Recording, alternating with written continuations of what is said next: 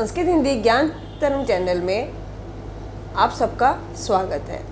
आज हम क्लास 8 का चैप्टर 2 की बैक एक्सरसाइज देखेंगे। ठीक है, तो स्टार्ट करते हैं। एक पदेन उत्तरतम लिखतः, एक पद में हमें उत्तर देना है। अब एक पद का है तो हमें एक ही वन वर्ड में ही देना है। यदि हमारे 2 वर्ड है, 2 शब्द है, तो 2 पद है तो बीच में हाइफन डाल सकते हैं। तो सिंहस्य नाम किम, शेर का नाम क्या है?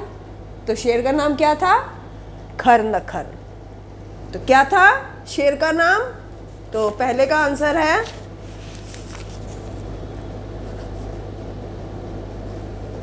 क्वेश्चन 1 का खर नखर। गुहा स्वामी का आसीत, गुफा का स्वामी कौन था? तो गुफा का स्वामी कौन था? गीदड़। क्या नाम था? दधी पूछा। तो खा का आंसर दधी पूछा। सिंह कस्मिन समय गुह्याया समीपे आगता, शेर किस समय गुफा के पास आया, गुफा के समीप आया? तो सूर्यास्त के समय आया था। तो गा का आंसर सूर्यास्त समय। हस पादादिकः क्रियाः केशाम न प्रवर्तन्ते, हाथ और पैर की क्रियाएं कैसे नहीं प्रवर्त होती, किस कारण नहीं क्रिया करती? तो किस कारण नहीं करती? भय से त्रस्त मन वाली जब होती है। तो भय त्रस्त मनसाम, भय से त्रस्त मनसाम। ठीक है, भय से त्रस्त मन वाली। गुहा केन प्रतिध्वनिता, गुफा ने किसके द्वारा प्रतिध्वनि की? कैसे की? ऊंची गर्जना के कारण। तो जब ऊंची गर्जना हुई तो उसके कारण गुफा में गूंज हुई। तो उच्च गर्जनेन, उच्च गर्जनेन। नेक्स्ट देखेंगे पूर्ण वाक्य उत्तरतः। पूर्ण वाक्य में हमें उत्तर देना है। खर नखर कुत्र प्रतिवस्ति स्म। तो खर नखर कहाँ रहता था? तो कहाँ रहता था खर नखर? तो कस्मिंश्चित् वने खर नखर प्रतिवस्ति स्म।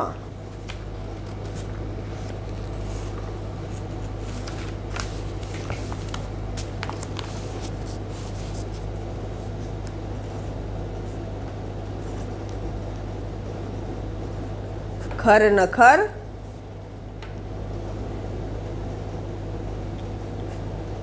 कस्मिंश्चित् वने प्रतिवस्ति स्म। तो खरनखर कहाँ रहता था? खरनखर कहाँ रहता था? तो खरनखर किसी वन में निवास करता था। महती गुहा दृष्टवा सिंह किम अचिंत्यत, बड़ी गुफा को देखकर शेर ने क्या सोचा? तो बड़ी गुफा को देखकर शेर ने क्या सोचा? निश्चय ही इस गुफा में रात को कोई जीव आता होगा, अतः अत्रैव निगूढ़ो भूत्वा तिष्ठामि। तो यहाँ छिप करके ठहरता हूँ।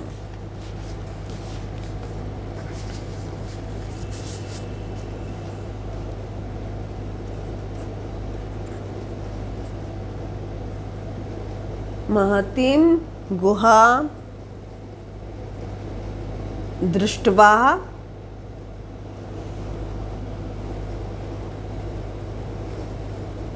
सिंहः अचिन्तयत् नूनम् एतस्यां गुहायां रात्रौ कोऽपि जीवः आगच्छति, अतः अत्रैव निगूढो भूत्वा तिष्ठामि।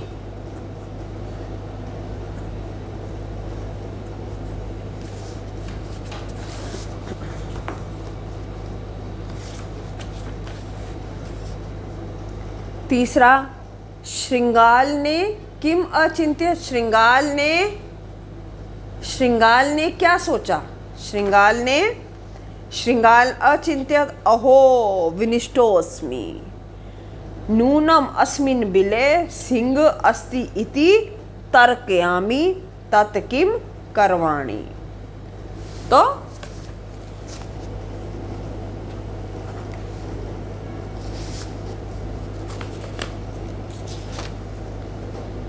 श्रृंगाल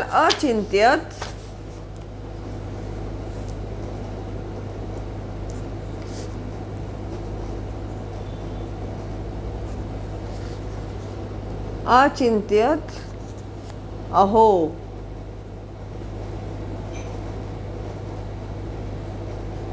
विनिष्टोऽस्मि, नूनम अस्मिन् बिले सिंह अस्ति इति तर्कयामि, तत् किम करवाणि।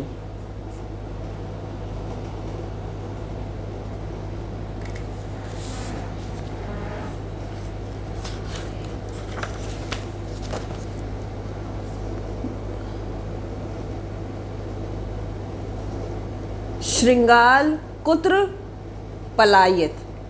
श्रृंगाल कहाँ चला गया? तो श्रृंगाल दूरम पलायतः।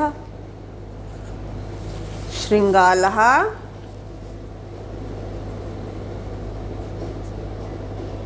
दूरम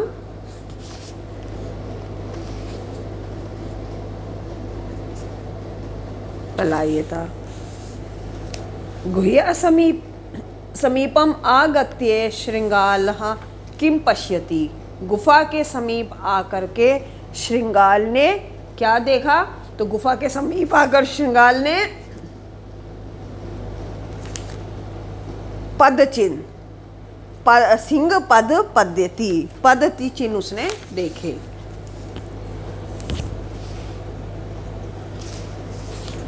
गुहा समीपम आगत्य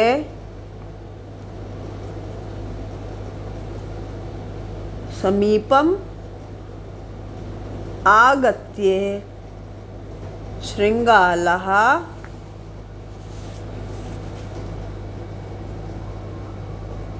सिंहपद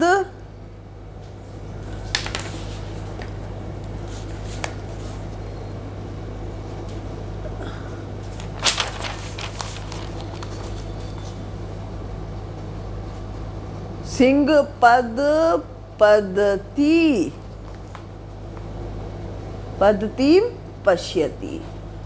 ठीक है, नेक्स्ट देखते हैं का शोभते। क्या शोभात करता है? जो क्या शोभित होता है? जो अनागतम कुरुते सा शोभते। जो या कौन सा क्वेश्चन था ये?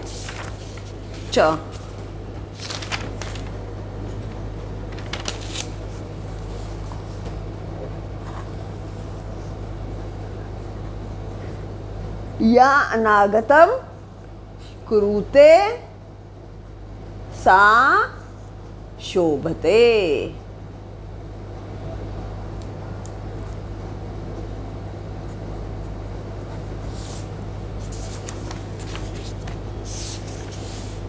तो हमारे ये पूर्ण वाक्य के आंसर हो गए। अब नेक्स्ट देखेंगे। नेक्स्ट है प्रश्न निर्माण।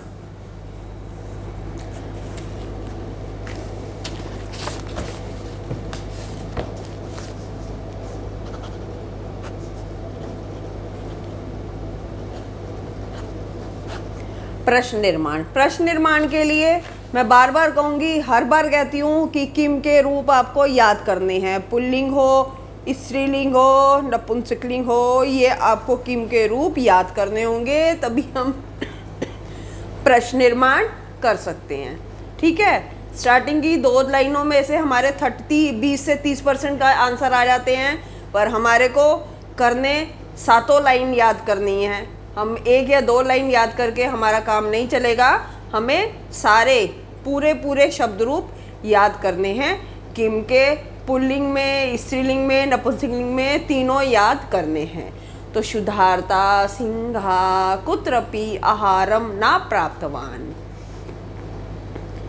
भूख से पीड़ित शेर को कहीं पर भी आहार नहीं प्राप्त हुआ।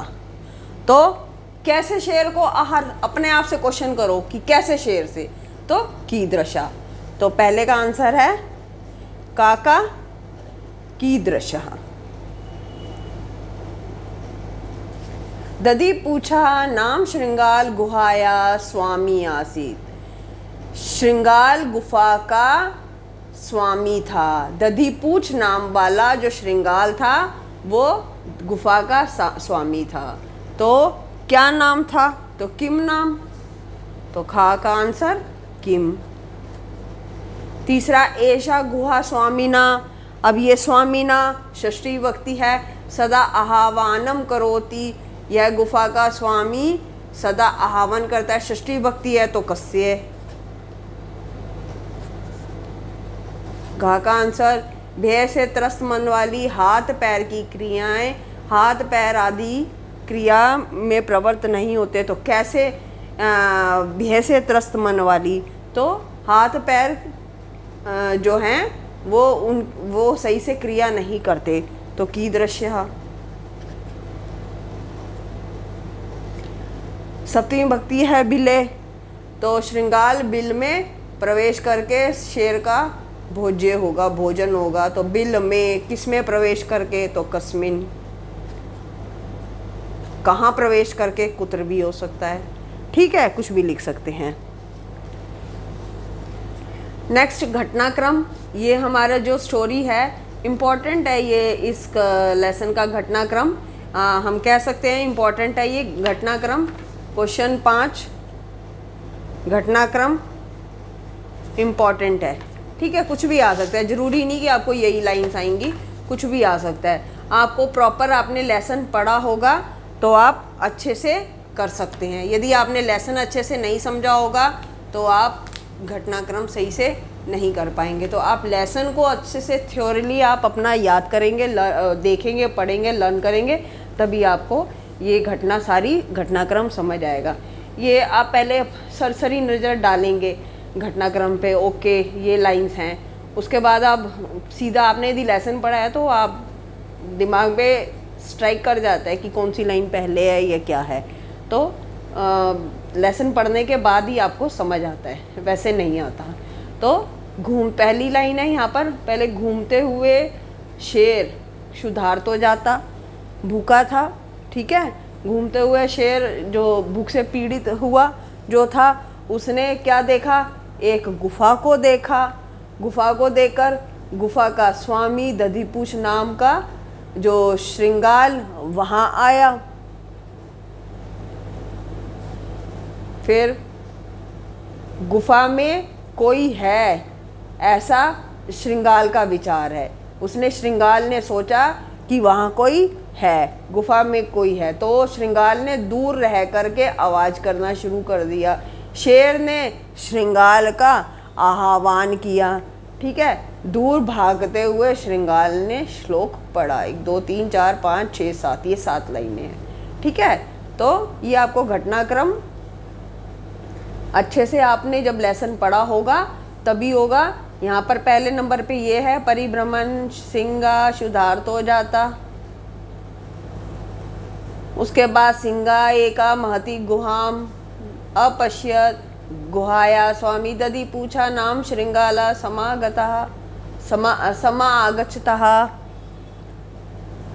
उसके बाद गुहाया को अपि अस्ति, कोई है, अति श्रृंगाल से विचार, यह उसने विचार किया। उसके बाद दूरशृंगाल रवम कर्तुम आरब्धा सिंहा शृंगाल से आह्वानम अकरोत्। उसके बाद दूरम पलायमान श्रृंगाल श्लोकम अपठत। तो ये हमारे घटनाक्रम हुआ।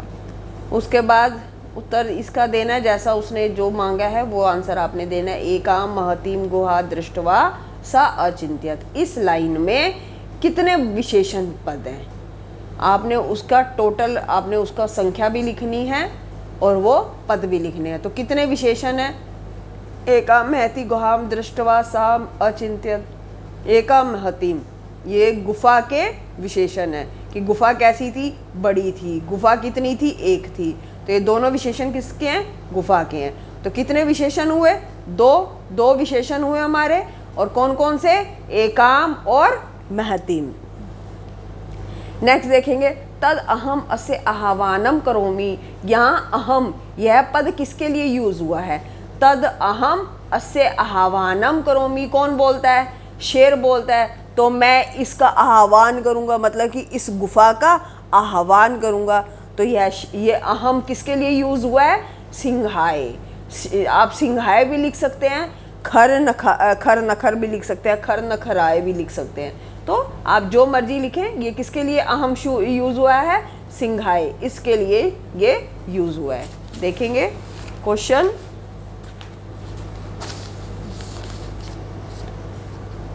6 में दो विशेषण है। कितने हैं? द्वे विशेषण। हाँ, द्वे विशेषण। और कौन कौन से? एकाम और महतीम। ठीक है, पहले का ख का आंसर है यहाँ अहम। अहम अस्य आह्वानम करोमि। अहम किसके लिए यूज हुआ है? सिंहाए। ठीक है, गा का आंसर क्या है? यदि त्वम मामना आहाव्यसी। यहाँ कर्तरी कौन सा है? तो ये पीछे सी लगी हुई है। आहायसी, आहाव्यसी क्रिया लगी है। तो सी किसके साथ आता है? त्वम के साथ। तो कर्ता कौन हुआ? त्वम। तो गा का आंसर क्या है? त्वम। ओके, अगला क्या है? सिंह पद पद्धति गुहाया प्रविष्टा दृश्यते। इस वाक्य में क्रियापद क्या है? तो क्रिया क्या है? धातु क्या है? दृश्यते। तो घा का आंसर दृश्यते। नेक्स्ट, वने अत्र संस्थस्य समागता जरा अस्मिन् वाक्ये अव्यय पद किम। इस वाक्य में अव्यय क्या है? तो अव्यय क्या है? यहाँ पर अव्यय पद कौन सा है? अत्र। तो अत्र यहाँ पर अव्यय है। ठीक है, नेक्स्ट देखेंगे क्वेश्चन 7, फिलिंग द ब्लैंक्स। ये आपको मंजूषा दी गई है, आपको इसके इस मंजूषा में से चूज करके शब्द आपने इसमें भरने हैं। एकस्मिन् वने कश्चन व्याघ जाल विस्तारे डैश स्थिता। तो एकस्मिन् वने, पहले में कश्चन कोई, दूसरे में दूरे। एकस्मिन् वने कोई शिकारी जाल को फैला करके दूर खड़ा था, स्थित था। क्रमशः आकाश से सपरिवार कपोतराज नीचे ही आगच्छता, नीचे आए। ठीक है, आकाश से कबूतर का जो कपोतराज है, वो कबूतरों का राजा सपरिवार वहाँ नीचे आए। तो तीसरे में नीचे ही। ठीक है, डैश कपोता तंडुलान अपश्यन यदा। जब जहाँ यदा आएगा उसके साथ तदा आएगा। तो जब, अब यहाँ यदा है तो यहाँ तदा आना चाहिए। जब कबूतरों ने तंडुलों को देखा तब उनमें लोभ उत्पन्न हो गया। तो यदा कपोता कबूतरः यदा, फिफ्थ में तदा। यदा और तदा इकट्ठे आते हैं। ओके, पर जो कपोत का राजा था, राजा सहमत नास्ति, राजा सहमत नहीं था।